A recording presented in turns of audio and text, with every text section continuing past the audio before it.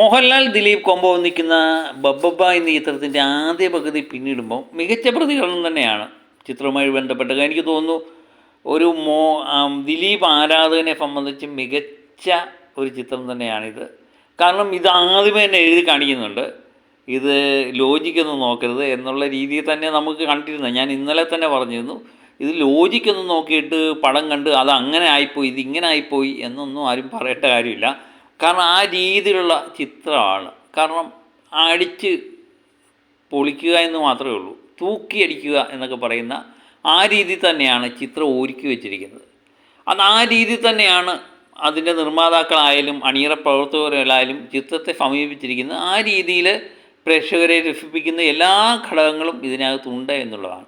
പ്രത്യേകിച്ച് ദിലീപിൻ്റെ പ്രകടനം എന്ന് പറഞ്ഞാൽ അസാധ്യ പ്രകടനം തന്നെയാണ്. പഴയകാല ദിലീപിനെ ഓർമ്മിപ്പിക്കുന്ന പ്രകടനം തന്നെയാണ് ഇതിനകത്ത് കാണാൻ പറ്റുന്നത്. ഇനിയും ഇൻ്റർവെൽ പഞ്ചൊക്കെ എന്ന് പറഞ്ഞാൽ മികച്ച രീതിയിൽ കൊണ്ട് നിർത്തിയിട്ടുണ്ട്.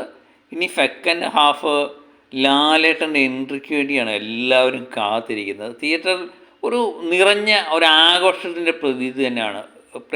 എനിക്ക് തോന്നുന്നു ആരാധകരെ സംബന്ധിച്ച് മികച്ച രീതിയിൽ ഇത് വരവേൽക്കും എന്ന് തന്നെ നമുക്ക് മനസ്സിലാകും. കാരണം അങ്ങനെയുള്ള പ്രതികരണം തന്നെയാണ്. ഞാൻ പറഞ്ഞില്ലേ, ആഘോഷിക്കുക അതിനു വേണ്ടി മാത്രം. കാരണം ഇതിനകത്ത് ലോജിക്കുണ്ടോ എന്ന് ചോദിച്ചാൽ ലോജിക്ക് അല്പം പോലും നമുക്ക് കാണാൻ പറ്റില്ല എന്നുള്ളതാണ്. പക്ഷേ ഫസ്റ്റ് ഹാഫ് നമുക്ക് ആഘോഷിക്കാൻ പറ്റുന്ന രീതിയിൽ അടിച്ചു പൊളിച്ചിട്ടുണ്ട്.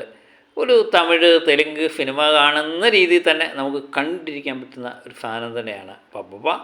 ഇനി സെക്കൻഡ് ഹാഫും കൂടെ കണ്ടതിന് ശേഷം അതിൻ്റെ കൃത്യമായിട്ട് റിവ്യൂമായിട്ട് ഞാൻ വീണ്ടും എത്തുന്നതാണ്. Okay, by.